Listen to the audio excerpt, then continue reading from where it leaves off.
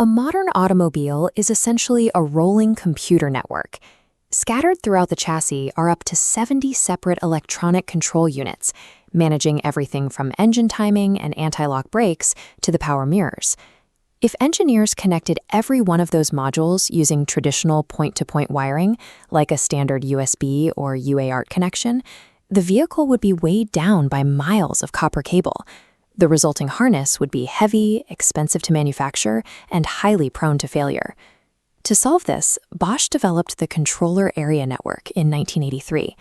Instead of running dedicated cables between every single component, engineers lay down one continuous two-wire bus throughout the entire vehicle.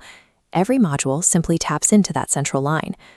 But CAN doesn't operate like a standard computer network, with a master processor directing all the traffic. It is a multi-master, broadcast-based system. Every device on the line shouts its sensor data out to the entire network simultaneously. Stripping out the copper wiring solved the physical weight problem, but it introduced a massive digital hazard. If every module on the line tries to shout its data at the exact same moment, the system requires a rigorous method to cut through the digital noise and decide who speaks first. When nodes on a CAN bus communicate, they ignore destination addresses. Instead, the network relies on a system of identifiers to establish a strict static priority for every single message. Take a look at the structure of a standard CAN message frame. Right at the front, immediately following the start bit, is an 11-bit identifier. Because of its position, this is the very first piece of information broadcast onto the wire. This layout enables a rapid conflict resolution process, known as bitwise arbitration. In CAN logic, a 0 is a dominant bit, meaning the transmitter actively drives voltage onto the wire. A 1 is a recessive bit, which acts as a passive idle state. If two nodes attempt to transmit at the exact same microsecond, they read the line together, bit by bit. When one node sends a dominant 0 and the competing node sends a recessive 1, the 0 physically overpowers the 1 on the shared wire. CAN nodes are designed to continuously listen to the bus while they transmit. When a node sends a recessive 1 but detects a dominant 0 appear on the wire, it instantly realizes it lost the arbitration, backs off, and waits in silence. The network operates without any central master controller because the physical properties of the electrical signal automatically enforce the priority. Arbitration acts as a high-speed survival of the fittest.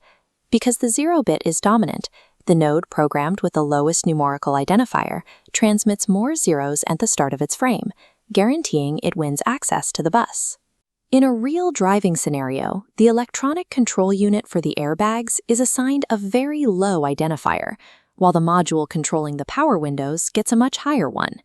If a passenger tries to roll down a window at the exact moment a collision triggers the airbag, both systems try to take the bus. The window module sends a 1, sees the airbag module 0, drops out, and queues its request for later. The airbag's deployment command goes through without a microsecond of delay. Engineers added one final layer of physical security: differential signaling. The bus uses two opposing wires, CAN high and CAN low, to send the exact same data. If a massive electrical voltage spike suddenly hits the line, or one single wire is entirely severed in a violent crash, the system simply reads the surviving wire to reconstruct the data. By combining bitwise arbitration with differential signaling, automotive engineers ensure that in a high-stakes situation, a critical safety system will not be interrupted by a trivial request. That decentralized, self-policing architecture made CAN the standard for vehicle networks. Following its early integration into commercial luxury vehicles like the Mercedes-Benz W140, it became globally mandated for all OBD2 vehicle diagnostics. The protocol's reliability eventually caught the attention of researchers outside the automotive industry. In modern biomedicine, a local CAN network is used inside modular prosthetic limbs to instantly translate complex microcontroller signals into precise servo movements. Today, the protocol manages data in the most electrically noisy, high-stress environments imaginable. You will find it coordinating robot control modules in FIRST robotics competitions, regulating deep-sea diving rebreathers, and managing the electronic gear shifts on professional racing bicycles. The controller area network offers a template for organizing high-stakes complexity. By giving every component a voice and establishing a rigid hierarchy for those voices, a network can resolve its own chaos through the simple physics of its signal.